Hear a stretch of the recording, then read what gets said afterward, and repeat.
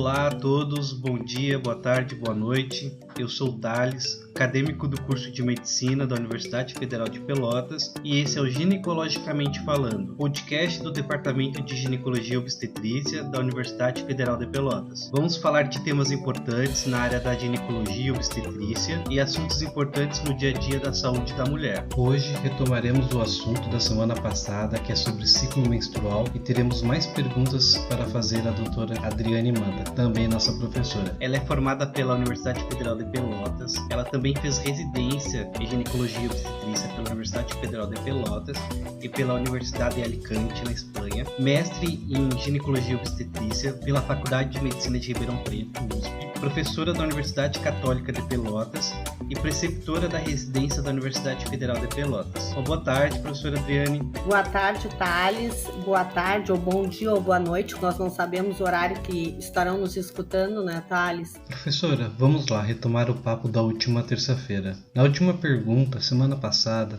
citamos a questão da endometriose.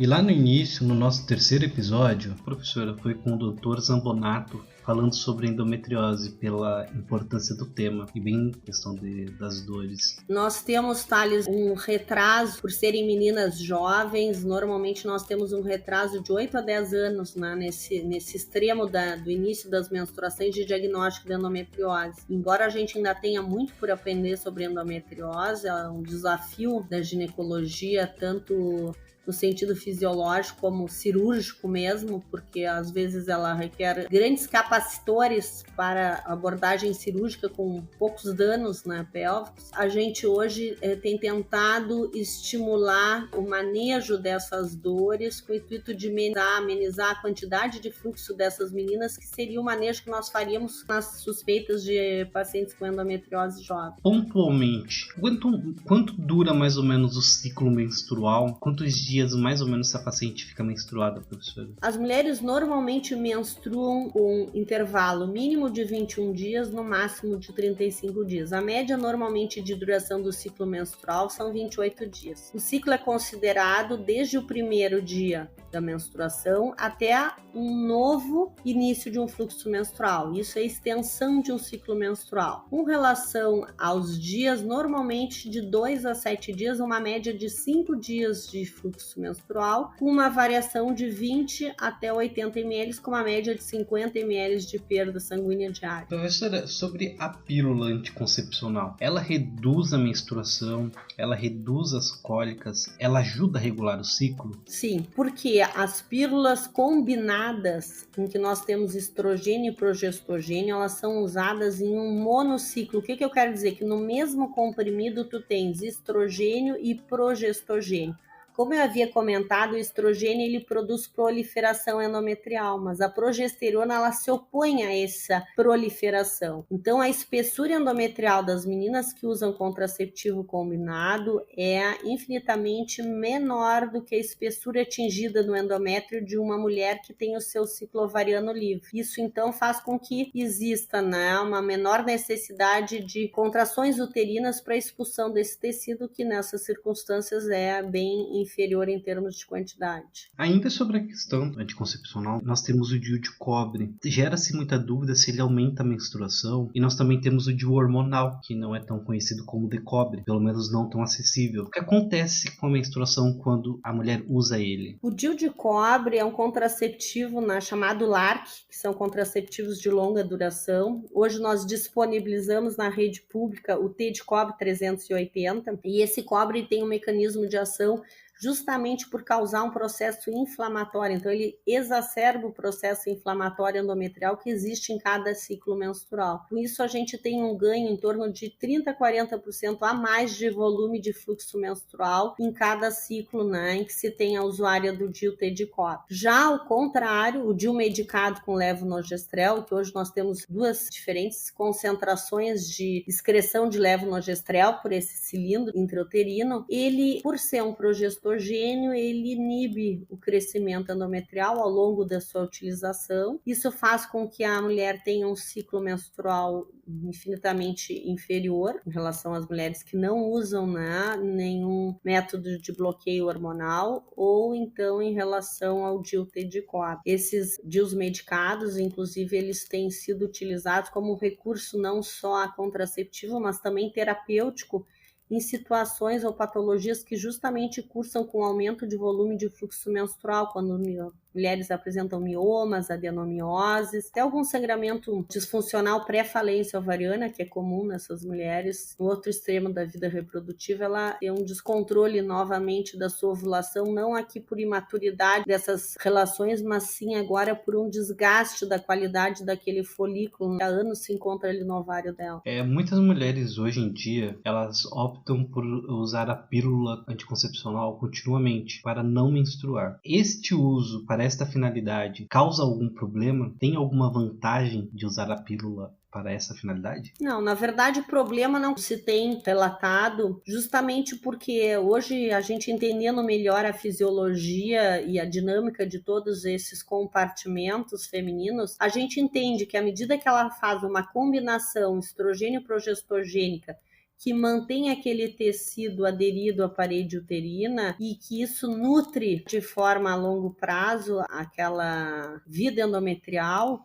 a gente faz com que ela não tenha fluxo, isso melhora a qualidade em relação às cólicas, melhora em algumas mulheres, né, desportistas que necessitam ter menos fluxo, qualifica a vida desportiva dessas mulheres também, e inclusive em pacientes em que a gente, por terem endometriose, que é essa doença que eu te comentei anteriormente, por terem chance de terem refluxo desse sangue para a cavidade pélvica com maior facilidade de implante dessas células endometriais ali nesse local, elas se beneficiam sim com o uso do contraceptivo combinado prolongado para que ela não tenha fluxo menstrual e com isso então ela tem uma remissão dos seus sintomas. Nós temos uma dúvida que ela é muito comum, gera muitos tabus em cima disso, que é se é possível ficar grávida tendo relação sexual durante a menstruação? É possível sim. O sangue ele alcaliniza o meio vaginal e isso pode prejudicar um pouquinho a ascensão dos espermatozoides através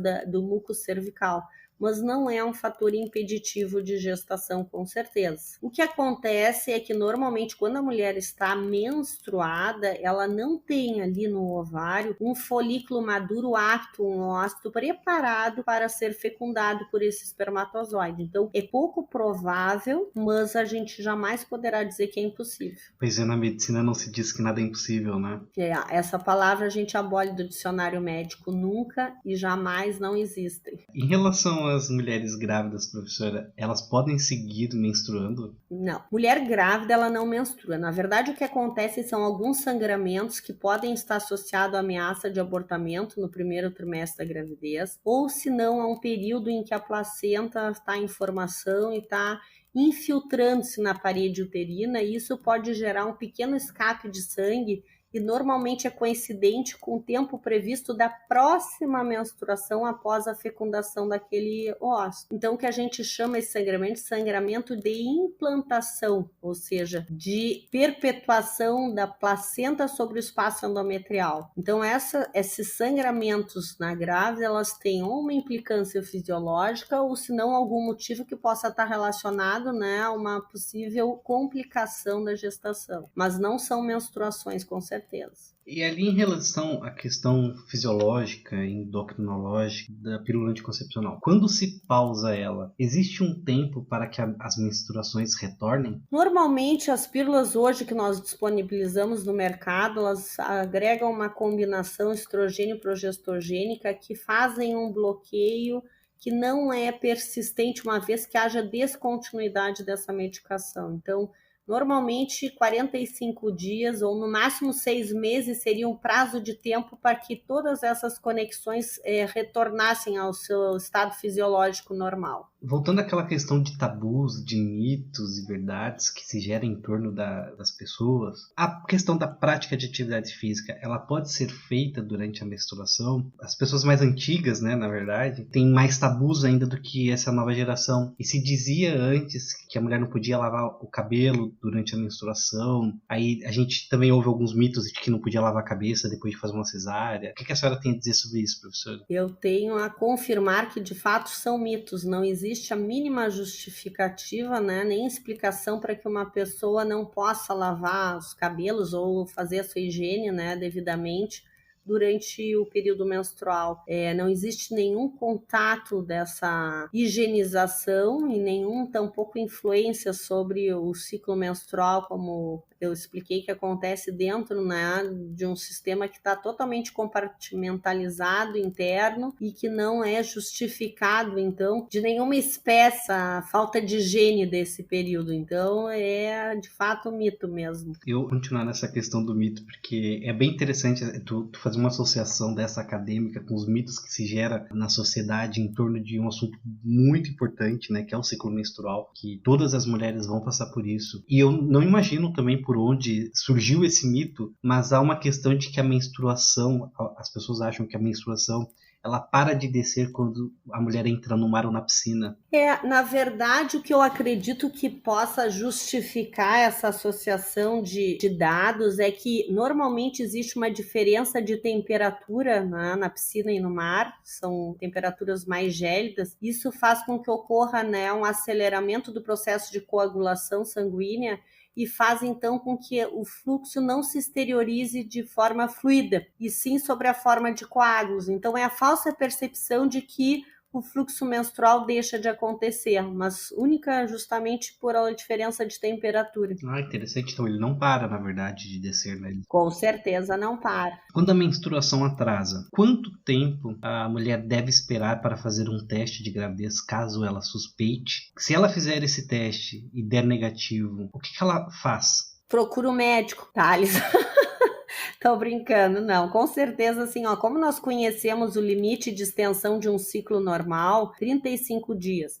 Essa mulher não tendo nenhuma medida contraceptiva e tendo vida sexual ativa, isso se entende em torno de 3 relações sexuais semanais, como média de frequência, uma vez que o ciclo fuja ao limite da normalidade, com certeza a primeira hipótese é a gestação. E para isso, hoje nós temos no mercado testes muito sensíveis em que te permite, tão logo a menstruação atrase um dia, a dosagem do HCG feito por punção periférica é capaz, sim, já de mostrar limites compatíveis com a gestação. Se porventura esse teste for negativo, ainda por insistência de maior incidência de gestação como causa, a gente pode repetir ele 48 horas. Nas grávidas normais, a fração de HCG ela duplica em 48 horas no primeiro trimestre. Então, com certeza, esse segundo teste, se for o caso de haver falha no primeiro, que é muito difícil, ele com certeza vai diagnosticar a gestação. Não havendo um segundo teste positivo, essa paciente tem que procurar um serviço ginecológico para poder tentar esclarecer quais são os motivos da falta da menstruação, ou um cisto ovariano,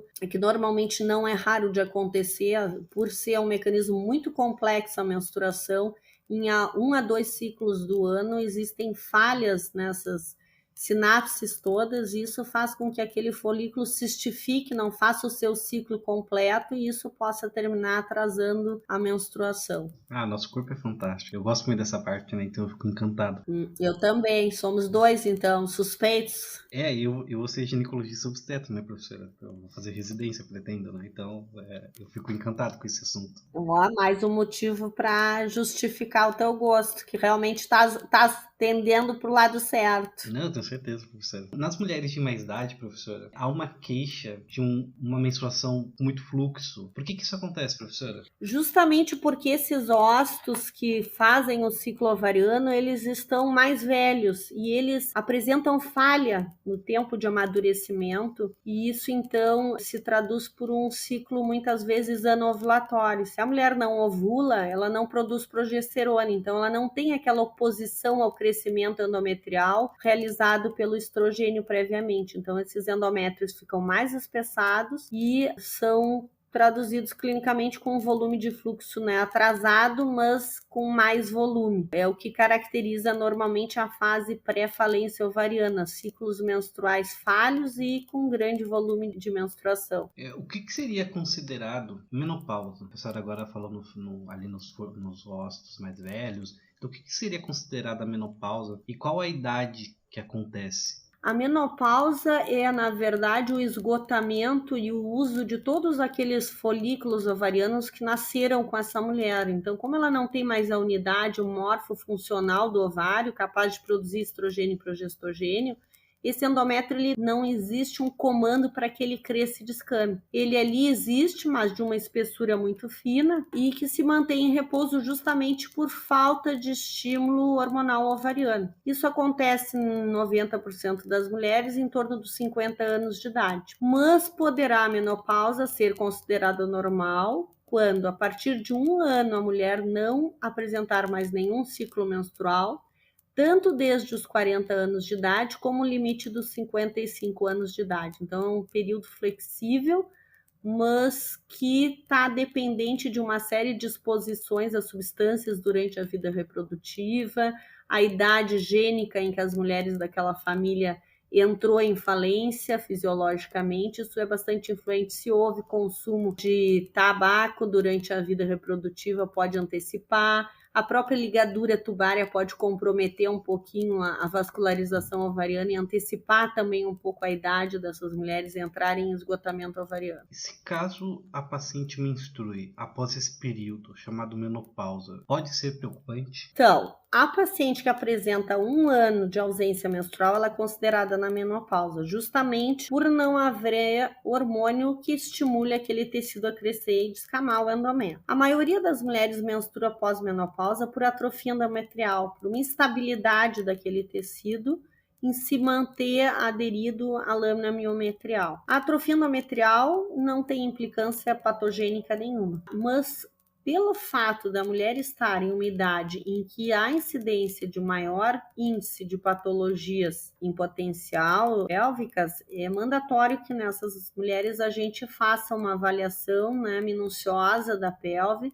para que a gente descarte a possibilidade de tecido endometrial além da espessura esperada nessa idade dessas mulheres. E aí mulheres que estão na menopausa e não fazem reposição hormonal têm a espessura endometrial considerada de 4 a 5 milímetros no máximo como limite da normalidade. Uma vez que a gente constate por uma ultrassonografia transvaginal uma espessura endometrial injustificável pela falência de produção hormonal, a gente deve ter uma amostragem histológica desse tecido para poder descartar a possibilidade de alguma atipia de parte dessa célula. Professora, assim, ó, o papo foi excelente, eu não tenho mais perguntas. Incrível. Quem não conhece a professora Adriane, ou quem ainda não conhece ela, que vai passar, que seja aluno lá da UFPEL e vai passar pelo ambulatório, vai ver os elogios que se tecem a ela em relação ao conhecimento que ela tem nessa área. Então é muito gostoso, professora, ouvir a senhora falar, é cativante. Acredito que não só os acadêmicos, mas esse assunto ficou também bem claro,